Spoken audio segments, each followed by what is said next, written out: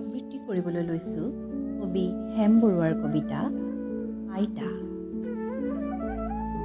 এয়া আমাৰ আইতা, ৮০ বছৰীয়া।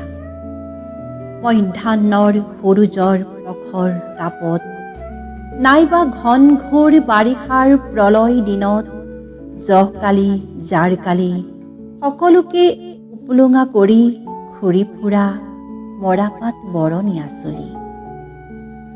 আইতাক লগ পাই সুধিছিলোঁ মই, তুমি আই লাখুটিত ভৰ দি খুপি খুপি বিচাৰিছা কি?